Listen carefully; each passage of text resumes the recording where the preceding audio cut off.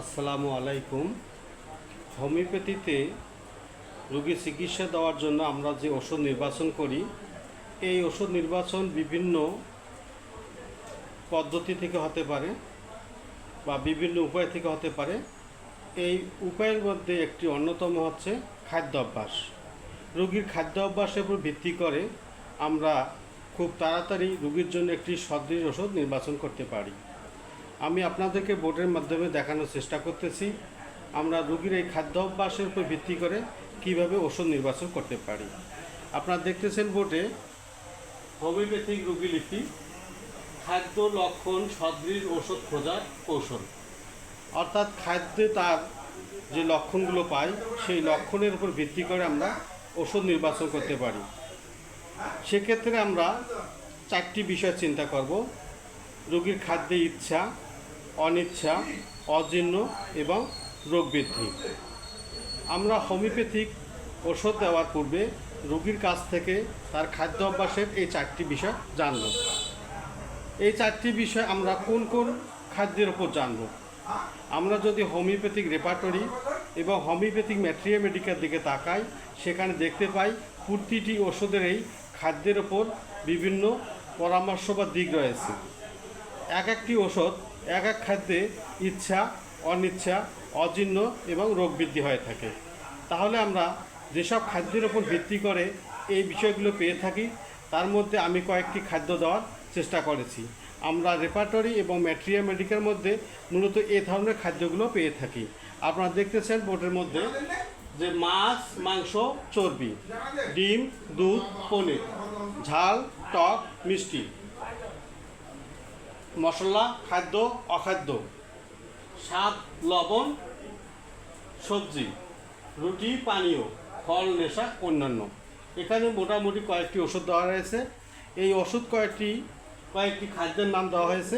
এই খাদ্য কয়টির উপর ভিত্তি করে আমরা রোগীকে জিজ্ঞাসা করব তার কোন কোন খাদ্যে ইচ্ছা, কোন কোন খাদ্যে অনিচ্ছা, কোন কোন খাদ্যে তার অজীর্ণ দেখা দেয় এবং কোন খাদ্যে তার রোগ লক্ষণ বৃদ্ধি পায়। আমি আপনাদের সামনে একটি ছকের মাধ্যমে দেখানোর চেষ্টা করেছি আমাদের ম্যাট্রিয়া মেডিকায় যে ওষুধগুলো আমরা পাই তাদের খাদ্য অভ্যাসটা কীরকম। তাহলে চলেন দেখি একটু। আমরা যদি দেখি, এখানে আমরা চারটে ভাগ করছি। ওষুধের নাম: ইচ্ছা, ডিসিয়ার; অনিচ্ছা, অ্যাভারশন; অজীর্ণ, ইন্ডাইজেশন; এবং রোগ বৃদ্ধি, অ্যাগ্রাভেশন। এই চারটি লক্ষণে আমরা পাঁচটি ওষুধকে বিবেচনা করেছি। ওষুধ পাঁচটি হচ্ছে যেমন pulsatilla, lycopodium, ন্যাট্রামিউর, sulphur, calcarea, carbonicum. আমরা মোটামুটি এই পাঁচটি ওষুধকে জানলে বুঝতে পারি যে তাদের খাদ্য অভ্যাসটা কীরকম। এদের খাদ্য অভ্যাসের ভিত্তি করে আমরা রোগীর সাথে মেলাতে পারি। যেমন আমরা যদি প্রথমত দেখি পালসেটিলার খাওয়ার ইচ্ছা, মিষ্টি খাওয়ার ইচ্ছা, আইসক্রিম খাওয়ার ইচ্ছা এবং পেস্ট্রি জাতীয় খাবার ইচ্ছা, এটা আমরা পালসেটিলার ভেতরে পেয়ে থাকি। পালসেটিলার অনিচ্ছা হচ্ছে কোথায়? পালসেটিলা কি খেতে চায় না? পালসেটিলা চর্বি খাবার খেতে চায় না এবং মাংস খাবার খেতে চায় না। পালসেটিলার অজীর্ণ কোথায়?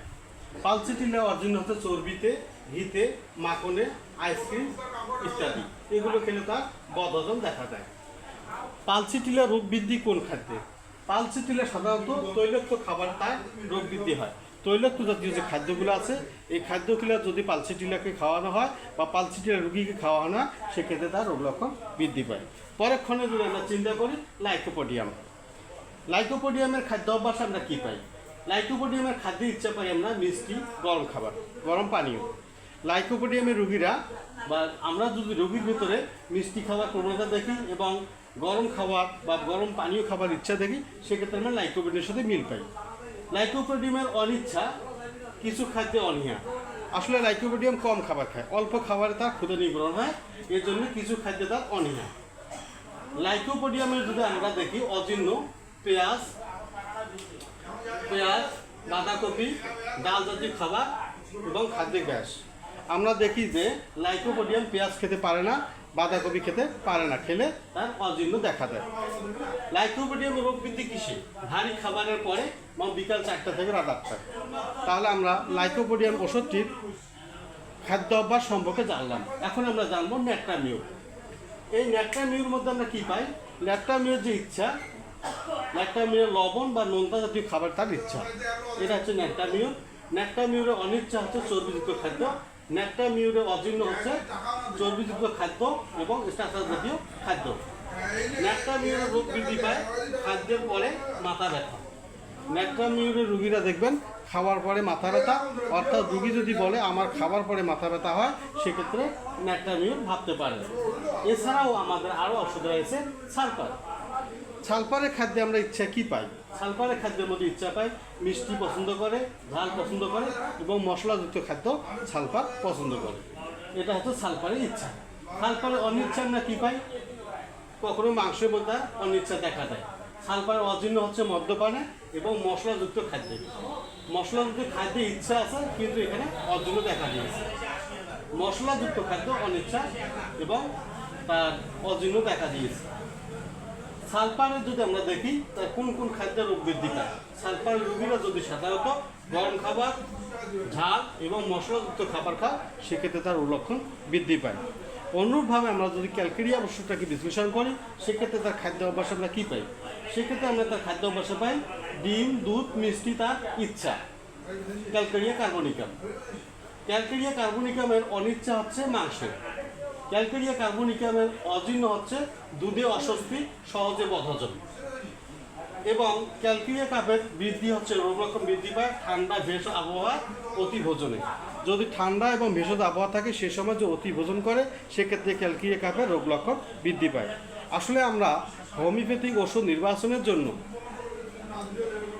খাদ্য যে আমরা বিভিন্ন রকম বৈচিত্র্য পাই বা খাদ্যের উপর ভিত্তি করে, রোগীর খাদ্য অভ্যাসের উপর ভিত্তি করে, রোগীর খাদ্যের ইচ্ছা, রোগীর খাদ্যের অনিচ্ছা, রোগীর খাদ্যের অজীর্ণ, রোগ বৃদ্ধি, এটা যদি আমরা সঠিকভাবে বিশ্লেষণ করতে পারি, তাহলে একজন রোগীর জন্য বা উক্ত রোগীর জন্য তার সদৃশ একটি ওষুধ আমরা ভাবতে পারি। অনেক সময় দেখা যাচ্ছে রোগীর জন্য একটি ওষুধ কনফার্ম হচ্ছে বা দুইটি ওষুধ বা তিনটি ওষুধের মধ্যে আমাকে একটি ওষুধ বাছাই করতে হবে। সেক্ষেত্রে আমি চট করে যদি তার খাদ্য অভ্যাসটাকে একটু যাচাই করি, তাহলে কিন্তু আমরা দ্রুত সময়ের মধ্যে ওষুধ নির্বাচন করতে পারবো। উদাহরণস্বরূপ বলা যেতে পারে, আমি মনে করলাম আমার কোনো একটি রোগীর জন্য আমার ওষুধ আসছে তিনটা, পালসিটিলা, লাইকোপোডিয়াম এবং ন্যাট্রামিউর। এই তিনটে ওষুধের মধ্যে কোনটা ওষুধ রোগীর জন্য উপযুক্ত হবে? সেক্ষেত্রে আমি কি করব? আমি তাকে পালসিটিলা দেবো, না লাইকোপোডিয়াম দেবো, না ন্যাট্রামিউর দেবো? সেক্ষেত্রে আমি একটা কাজ করতে পারি, সেটা হচ্ছে এই রোগীর খাদ্য অভ্যাসটাকে জানতে পারি।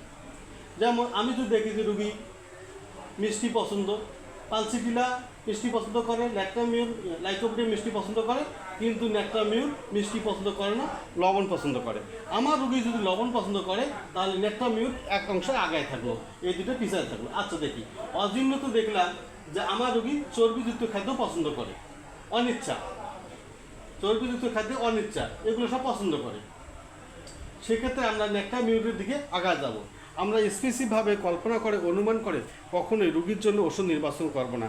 রুগী আমাদেরকে যে তথ্য দিবে, আমরা সেই তথ্যের আলোকে যে ওষুধটি আসবে হোমিওপ্যাথিক, সেই ওষুধটি দেওয়ার চেষ্টা করব। কেননা আমাদের হোমিওপ্যাথিক চিকিৎসা ব্যবস্থা হচ্ছে রুগীর সদৃশ ওষুধ বা রোগীর লক্ষণের সাথে ওষুধের যে লক্ষণে মিলবে, উক্ত ওষুধটাই হবে রোগীর জন্য আরোগ্যকারী ওষুধ। আশা করছি আমার ভিডিওটা আপনারা দেখবেন। আমার ভিডিও দেখার শেষে যদি আপনাদের ভালো লাগে, অবশ্যই লাইক, কমেন্ট এবং শেয়ার করবেন, অন্যদেরকে দেখার সুযোগ দেবেন।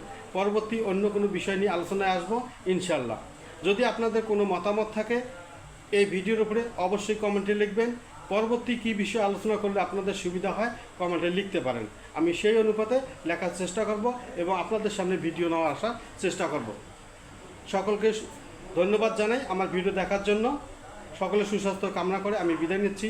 ডাক্তার মোহাম্মদ রেজাউল করিম। আসসালামু আলাইকুম।